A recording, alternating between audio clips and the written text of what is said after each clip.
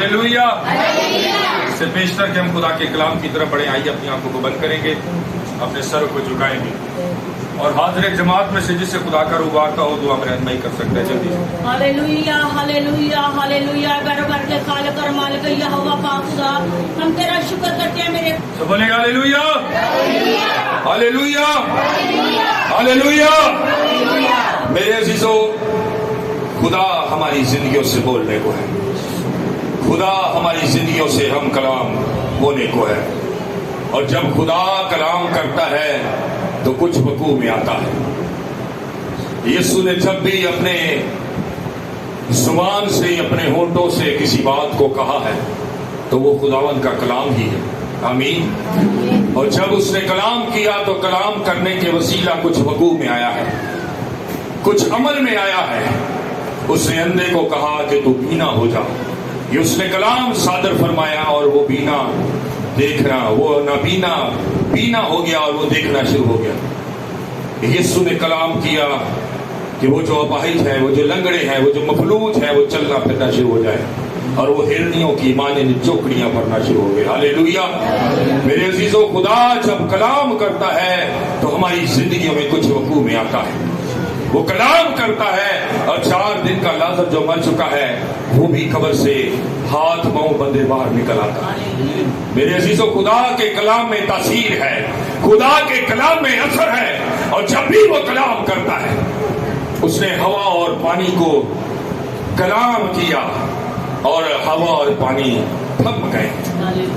उसने कलाम किया कि पहले दिन के अंदर ये बन जाए और वो बन गया, दूसरे दिन में ये बन जाए तो वो बन गया, तीसरे दिन में ये बन जाए तो वो बन गया।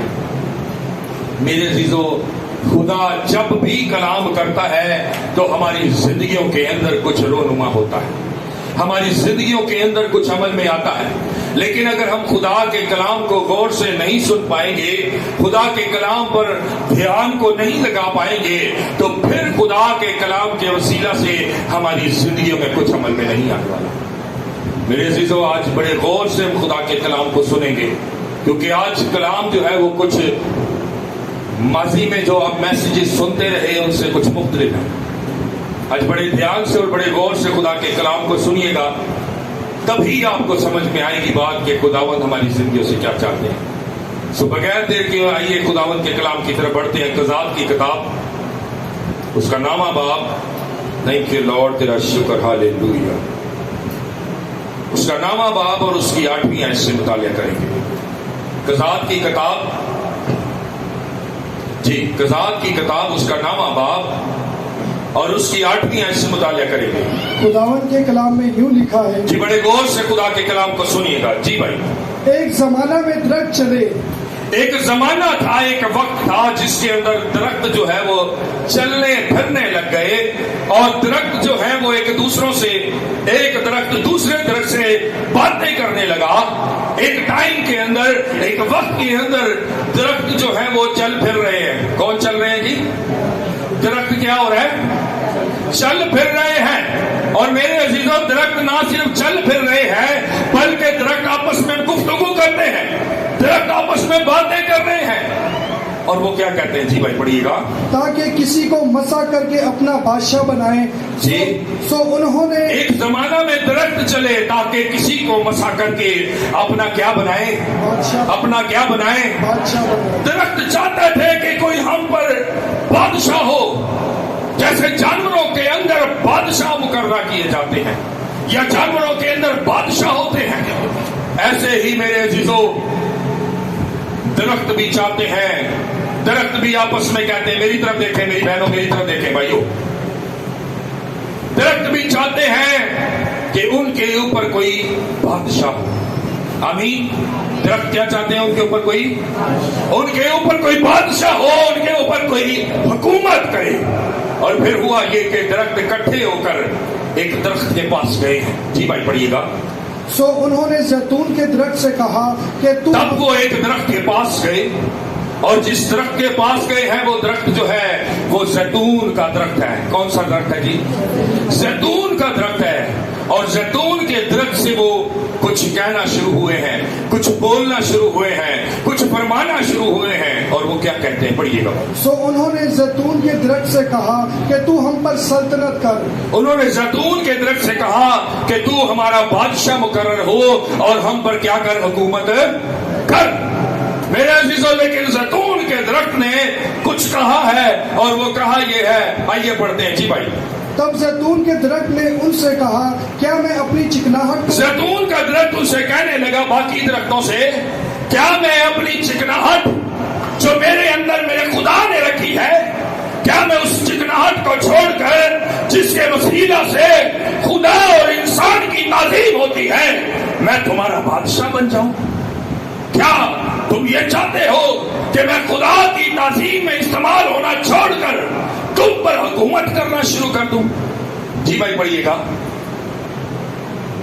तब जैतून के दरख्त ने उनसे कहा, क्या मैं अपनी चिकनाहट को जिसके बायस मेरे वसीला से लोग खुदा और इंसान की ताज़ीम करते हैं छोड़कर दरख्तों पर हुक्मरानी करने जाऊं? उसने इनकार कर दिया। उसने कहा ऐसा नहीं हो सकता। उसने कहा ऐसा हरगिज नहीं हो सकता, इसलिए क्योंकि मेरे नजदीक जो मेरे आइल से, मेरी चिकनाहट से खुदा की ताज़ीम होती है। मेरे अजीजों, जैतून के तेल को खुदा की ताज़ीम के लिए इस्तेमाल किया जाता था, नबियों को मसा करने के लिए इस्तेमाल किया जाता था, मजहबा पे उंडेले जाने के लिए इस्तेमाल किया जाता था, बादशाहों को मसा करने के लिए इस्तेमाल किया जाता था। खुदा के मसा की निशानी के तौर पर जैतून के तेल को इस्तेमाल किया जाता था। वो कहता है कि मैं अपनी इस जलाल को, अपनी शौकत को, अपनी इज्जत को, अपने रुतबे को छोड़कर कैसे तुम पर हुक्मरानी करूं? मैं तुम पर हुक्मरानी नहीं कर सकता। जैतून का दरख्त कहता है कि मैं तुम पर हुकूमत नहीं करूंगा। उसके बाद वो एक और दरख्त के पास जाते हैं। जी भाई पढ़िएगा। तब दरख्तों ने अंजीर के दरख्तों से कहा कि तू आ और हम पर सल्तनत कर। अब उन्होंने दरख्तों ने इकट्ठे होकर जो जैतून के दरख्त के पास गए हैं, लेकिन बात नहीं बनी, और अब फिर चाहते हैं कि अंजीर का दरख्त जो है वो हमारा बादशाह बन जाए, हमारे ऊपर हुकूमत करे, हमारा बादशाह होकर हमारे ऊपर हुक्म चलाए। और जब वो अंजीर के दरख्त के पास जाते तो क्या हुआ? जी भाई पढ़िएगा। तब दरख्तों पर अंजीर के दरख्त ने उनसे कहा, क्या मैं अपनी मिठास और अच्छे अच्छे फलों को छोड़। मेरे अजीजों, गौर तलब बात यह है कि जितने दरख्तों के बारे में हम सीखेंगे, इनका तल्लक कहीं ना कहीं खुदावंद यीशु की ज़ात अक़दस के साथ जुड़ा हुआ है। इनका तल्लक कहीं ना कहीं यीशु मसीह की ज़ात के साथ है, और ये यीशु मसीह की ज़ात के साथ मुंसलक दरख्त है। जिन दरख्तों के बारे में कहा जाता है, और ये ऐसे दरख्त हैं जिनकी बड़ी ताज़ीम है, ये ऐसे दरख्त हैं जिनके लिए बहुत कुछ बाइबल मुकद्दस में लिखा गया है। और मेरे अजीजों, जिनके लिए बाइबल मुकद्दस में लिखा गया हो, यकीनी बात है वो कोई इंसान हो या कोई दरख्त हो या कोई और चीज हो, वो इज्जत के लायक होती है। हालेलुया। मेरे अजीजों, अब अंजीर के दरख्त के पास गए और अंजीर के दरख्त से कहते हैं कि तू हम पर बादशाह हो, हमारा बादशाह बन और हमारे ऊपर हुक्म चला। और अंजीर का दरख्त क्या कहता है? पढ़िएगा भाई। पर अंजीर के दरख्त ने उनसे कहा, क्या मैं अपनी मिठास और अच्छे अच्छे फलों को छोड़, क्या मैं अपनी मिठास और अच्छे अच्छे फलों को छोड़कर। अंजीर का दरख्त जानता है कि एक वक्त आएगा, एक टाइम आएगा कि अंजीर के दरख्त से यीशु मसीह के दौर के अंदर फल मांगा जाएगा, फल मांगा जाएगा। मेरे अजीजों, यीशु मसीह ने एक दरख्त को लानत किया। यीशु मसीह ने एक दरख्त को क्या किया है? लानत दी है। और मेरे अजीजों, वो दरख्त कोई और नहीं था, बल्कि कौन सा था? वो अंजीर का दरख्त था।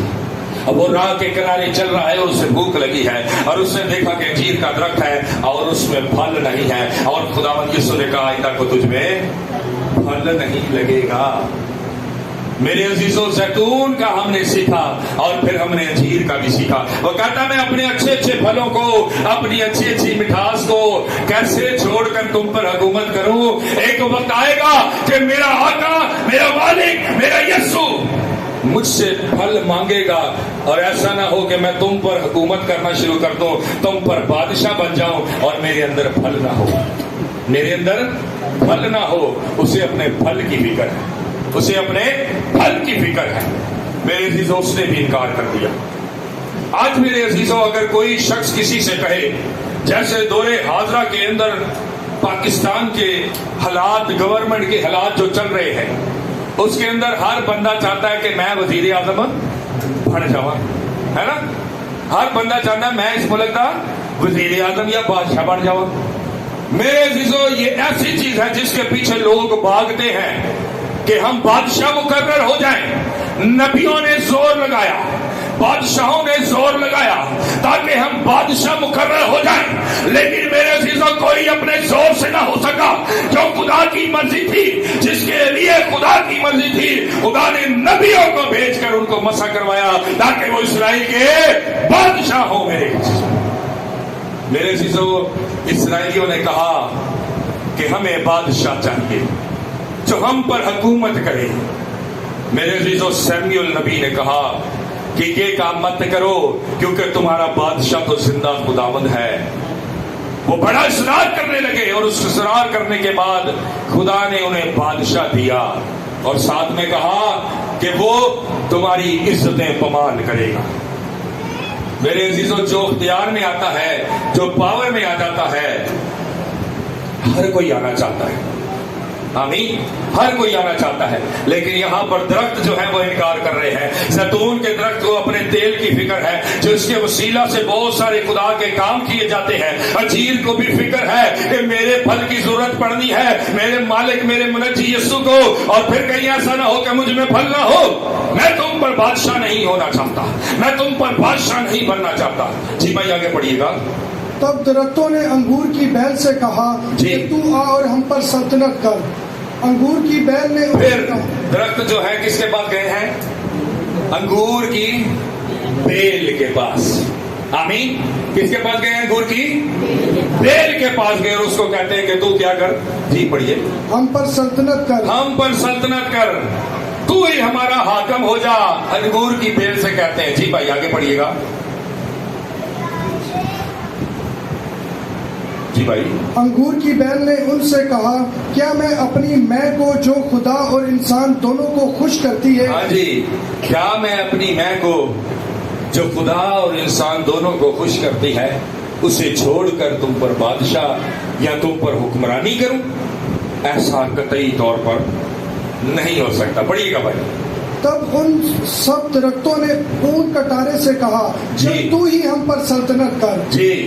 ऊन कटारे ने दरख्तों से कहा, अगर तुम सचमुच मुझे अपना बादशाह मसा करके बनाओ तो आओ मेरे सामने अपना पना लो।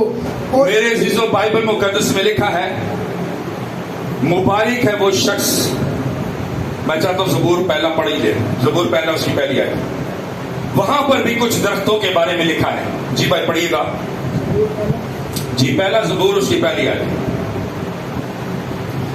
मुबारक है वो आदमी जो शरीरों की सलाह पर नहीं चलता। मुबारक है वो आदमी जो शरीरों की सलाह पर नहीं चलता।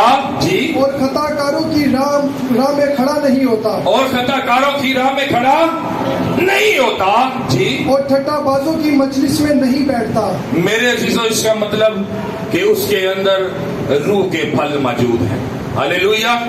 उसकी लाइफ के अंदर रूह के फल मौजूद हैं, इसलिए क्योंकि वो ठट्ठाबाजों की मजलिसों में नहीं जाता, वो शरीरों की सलाह पर नहीं चलता। तो फिर आगे क्या लिखा? पढ़िएगा भाई। बल्कि खुदावन की शरीयत में उसकी खुशनुदी है। बल्कि खुदावन की शरीयत में उसकी क्या है? जी, खुशनुदी है, उसकी खुशी है। जी। और उसी की शरीयत पर दिन रात उसका ध्यान रहता है। जी। वो उस दरख्त की मानिंद होगा। हाँ जी, यहाँ पर इंसान को क्या कहा जा रहा है? वो पढ़िए भाई। वो उस दरख्त की मानिंद किसकी मानिंद होगा? दरख्त की। किसकी मानिंद होगा? दरख्त की। वो दरख्त की मानिंद होगा। वो शख्स, वो इंसान उस दरख्त की मानिंद होगा। इसका मतलब ये हुआ कि जो हमने दरख्तों के बारे में पीछे सीखा है, असल में ये दरख्त भी वो दरख्त है जो इंसान जिस तरह से हम हैं और अलग अलग खसलतें और खसूसियात रखते हैं। मेरे अजीजों, ये असल में दरख्तों की बात नहीं बल्कि इंसानों की बात ही हो रही है। और इंसानों की बात होते हुए हर एक इंसान जिसे درخت کی مانند کہا گیا ہے. لکھا ہے کہ جو شخص جو شریروں کی صلاح پر نہیں چلتا, ٹھٹھا بازوں کی مجلس میں نہیں بیٹھتا, ان کے مشورے پر عمل نہیں کرتا, وہ اس درخت کی مانند ہے جو کہاں لگایا گیا. پڑھیے بھائی. وہ اس درخت کی مانند ہوگا جو پانی کی ندیوں کے پاس لگایا اس گیا. درخت کی مانند ہوگا جو پانی کی ندیوں کے پاس لگایا گیا. ہاللیلویا, ہاللیلویا. میرے عزیزو, بات یہ ہے کہ آج کے دور کے اندر, آج کے وقت کے اندر کوئی شخص تو زیتون کے درخت کی مانند ہے جو یہاں پر پلپٹ پر کھڑے ہو کر خدا کی تعظیم کرتے ہیں. ہاللیلویا. میرے عزیزو, زیتون کا درخت کہتا ہے میری چکناہٹ سے خداوند کی کیا ہوتی ہے؟ تعظیم ہوتی ہے. میرے عزیزو, خدا نے اپنے لوگوں کو, اپنے خدام کو مذبح پہ کھڑا کیا ہے زیتون کے درخت کی مانند, اور زیتون کے درخت کی مانند کھڑا کر کر وہ ان درختوں سے اپنی تعظیم کروا رہا ہے. ہاللیلویا, ہاللیلویا. میرے عزیزو, زیتون کے درخت نے بھی انکار کر دیا کہ میں تم پر حکومت نہیں کرنا چاہتا. میرے عزیزو, بائبل مقدس میں انجیر کے درخت کا بھی ذکر ہے, اور انجیر کا درخت کون لوگ ہیں؟ وہ لوگ جن میں مسیح جو ہے وہ پھل ڈھونڈنے آتا ہے اور ان میں پھل نہیں پاتا تو پھر مسیحی انہیں لعنت کر دیتا ہے, لعنت دے دیتا ہے. میرے عزیزو, بہت سارے لوگ ایسے ہیں. ہم اپنی زندگیوں کو چیک کریں اور دیکھیں کہ ہم کون سے درخت ہیں, ہم کس طرح کے درخت ہیں, ہمارے اندر کیا بات خداوند نے رکھی ہے, اور ہمیں کون سے درخت کی مانند بنایا ہے خدا نے. میرے عزیزو, بہت سارے لوگ انجیر کے درخت کی مانند ہوتے ہیں جن کی زندگیوں کے اندر پھل ہوتا ہے, اور جن کی زندگیوں میں پھل ہے.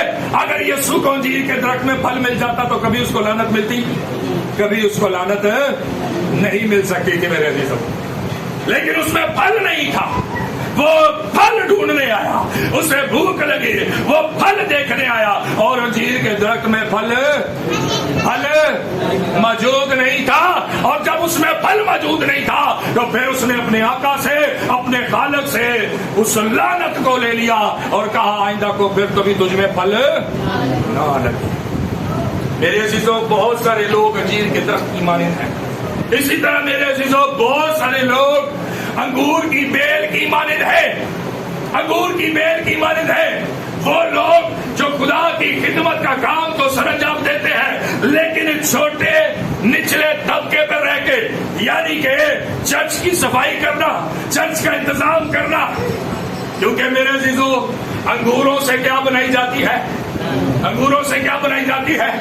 اور میں جو ہے وہ ہر ایک چرچ کے اندر آنے والے شخص کے لیے, مقدس شخص کے لیے زندگی کا کام, زندگی دینے کا کام کرتی ہے. ہاللیلویا, ہاللیلویا. میرے عزیزو, اسی طریقے سے وہ لوگ جو چرچ کے اندر صاف صفائی کا کام کرتے ہیں اور چرچ کو تیار کرتے ہیں, کن کے لیے؟ کیونکہ سب مقدسین نے آنا ہے اور یہاں پر آ کر خدا کی عبادت کرنی ہے. میرے عزیزو, بعض اوقات ہم زیتون کا درخت بھی نہیں ہوتے, ہم انجیر کا درخت بھی نہیں ہوتے, اور ہم انگور کی بیل کی طرح بھی نہیں ہوتے. ہوتے ہیں تو کیسے ہوتے ہیں, کیسے ہوتے ہیں بھائی؟ پڑھیے گا اسی حوالے کو دوبارہ. غزات 9ویں باب کی غزات